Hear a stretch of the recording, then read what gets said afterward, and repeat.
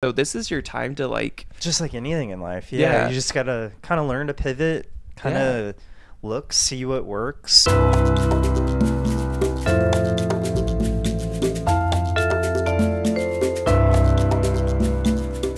Hello, you're watching or listening the More Than Roommates podcast. I'm Dan. And I'm Graham. And we are coming up on a year of being on YouTube when we started this channel. So for those of you who are new here, this is a podcast. Graham and I are boyfriends, and we just wanted to start this podcast as a way to, share our life, share our journey. Yeah. And just get the word out. Our hope is to interview gay couples eventually. So kind of spread the word on that. So we're getting on a year, and I watch a lot of these videos about what they did to grow their channel. And I think it's interesting. And we've also had friends come up and ask advice on if they should start a channel or stuff. So by no means are we an expert at this. This is just some notes that we've gathered for doing this for almost a year kind of now. Reflecting back on our journey. And at year. the time that we're recording this, we just passed 700 subscribers, which is more than we thought. We had a 100 subscriber goal for the year. Yes. Maybe we came in a little low. But we not bad. We don't have any big followings previous to this. This is just starting with 0 followers and just our friends subscribing at the beginning. So the first advice I would have if you're trying to start a YouTube channel is right now, go ahead and create the channel. Even if you don't know the exact name or what you want to do, log onto YouTube, make an account, make a channel, because it takes a month or two before your channel is even searchable. So even if you don't have any plans to upload right now for the next month or two, I would just get that channel name, start getting it in the brainstorm. algorithms and stuff, and just get that set aside. So by the time that you are ready and posting, people can search for your account. And then the other thing that we did, so we really wanted to kind of just pre-film a few episodes just to kind of get our bearings. With him being from the news industry, I'm sure it's a little more natural to him, but for me it was okay, I kind of want to we wanted to get enough content, you know what I mean, to kind of have a small portfolio.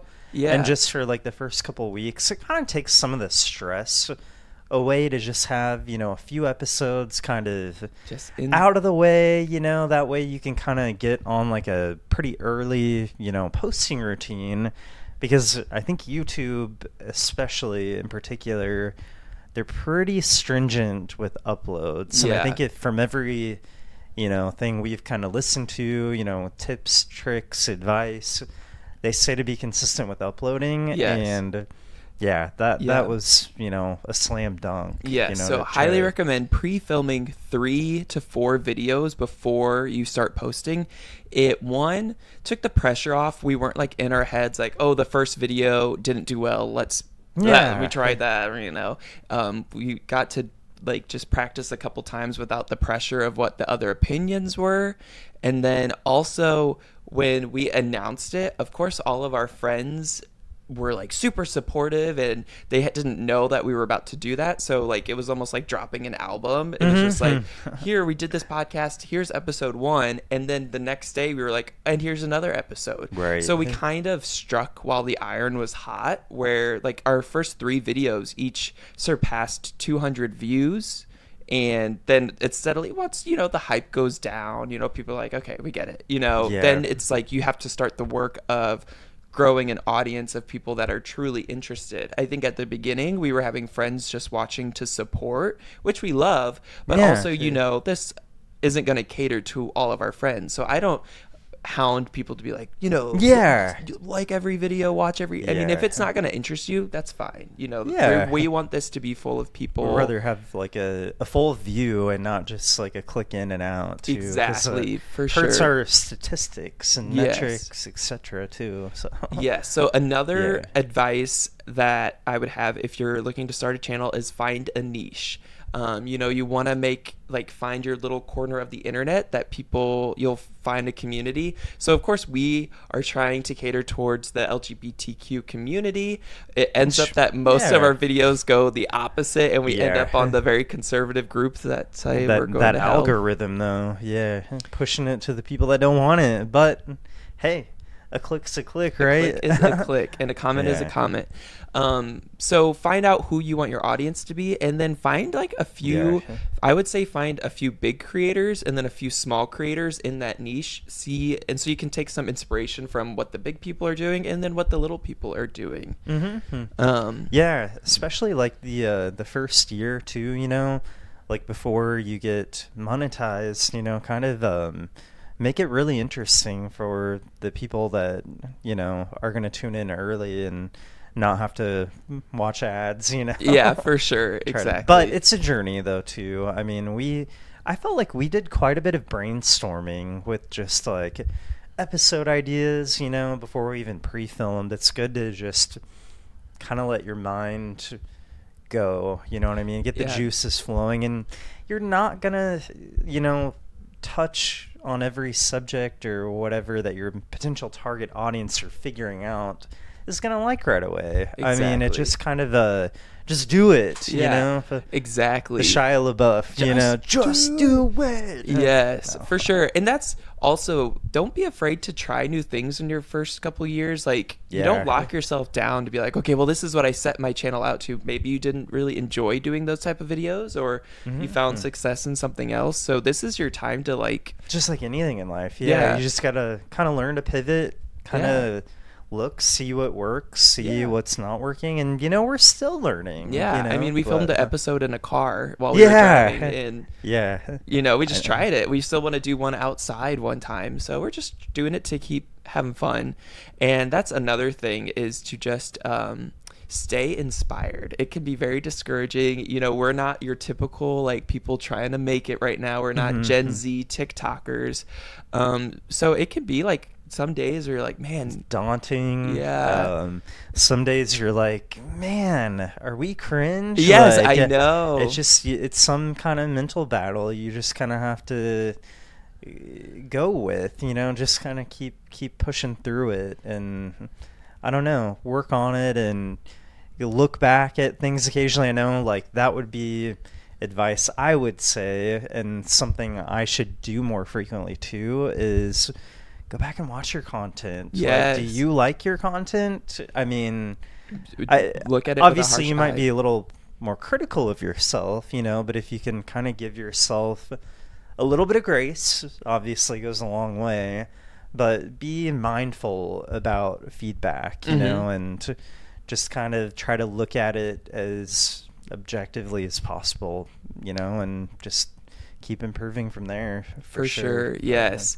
Now, another thing that all YouTuber people will say is that you don't have to spend a lot. Just start filming. We're filming on our phone right now. I mean, phones can film in 4K. Now, something we cheaped out on at the beginning that had I known, it would have made my life so much easier, but we bought cheap microphones at the beginning, and I can put in a clip of that now, what it used to sound like. Really get into her, you know, kind of how you found her. I don't think so. What happened to her? No, so she's got a really good story. It's really sad.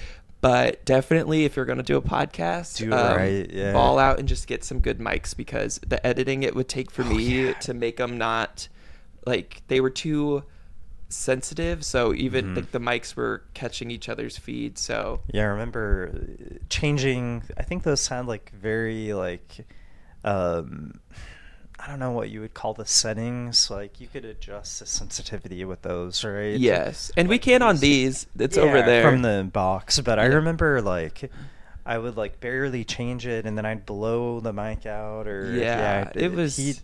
Dan used to spend a lot of time editing just the audio. So, and lighting also good. You know, I think if you tuned into our Christmas episode, I dropped that my mom bought Dan some really nice studio lights for us too. So don't skimp on the lighting either, and try to think about a space. You know, obviously we had a little bit of a different situation with the whole basement remodel, you know. when we started our podcast, we started, down here before the demo. But if you can go into it Make in the a fun, mindset of creative like, space, yeah. kind of think about how you want to plan your space and look at your angles, and shots too. Like we're still working on it. Like we've got we got some decorations to put up still. Yeah. Part of it, we don't want to put holes in our new walls, but and some big tips too to kind of round us out. But the big reason that we have a following right now is YouTube Shorts. We upload a YouTube short every day, and it doesn't have to necessarily do with the podcast. It never fails that the stuff that doesn't relate to it does well. But especially now in 2024, you can link a video to a short. So no matter what the video is, I link it to my latest uploads, and that has really helped us get subscribers. And so my hope is we upload these shorts, people subscribe, and then hopefully they'll go over and watch our long form content. And I do have a background in filming and stuff, but you've been really helpful in filming these shorts. Yeah, I know. I love putting my little creative cap on. Takes a change from my kind of daily analytical brain, I guess you would say. So working on getting some cool shots.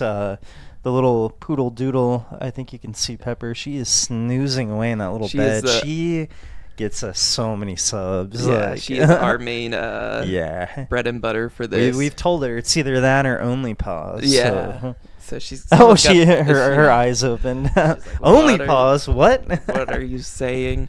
But yeah, and also have a group of people that you can bounce ideas off of. We have a Facebook group with my brother, who's a graphic designer, and my sister-in-law, and the four of us, I throw out ideas. We just brainstorm some content stuff. So you don't want to be caught up in your own little bubble. And I also think in the day of cancel culture, it's important to have someone that will tell you the honest truth and that can look at stuff from a outside perspective, because you just never know. And I am hoping to make all of our content like time proof, that we won't look back and be like, oh my cringy, goodness.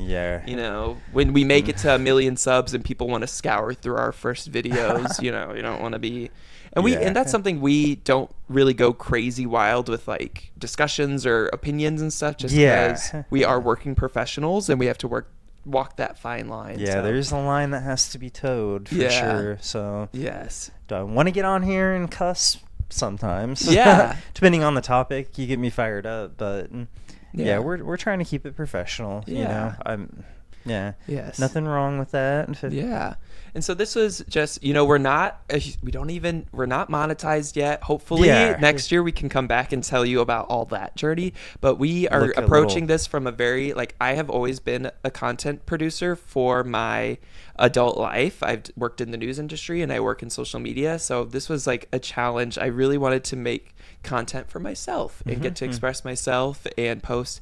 And again, it's like, I don't know why it doesn't feel like cringe when I'm making this wild content for a business, but then for some reason when I'm posting it myself, it's like, oh, that's cringe. But it's just like you're seeing yourself out there more. Well, it's hard to put yourself out there. You're putting yourself and your own fleshed out ideas and opinions, etc., versus like when you're on TV, like you were the face, but you were very much researching and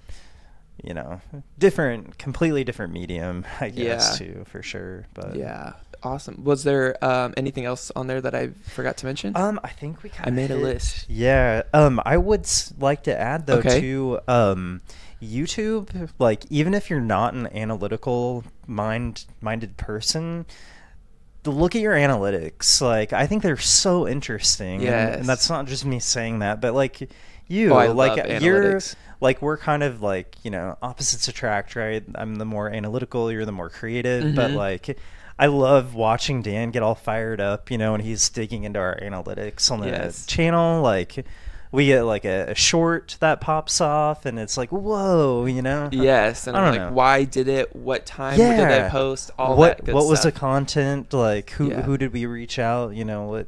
Right. Yeah. So study your analytics, study the trends.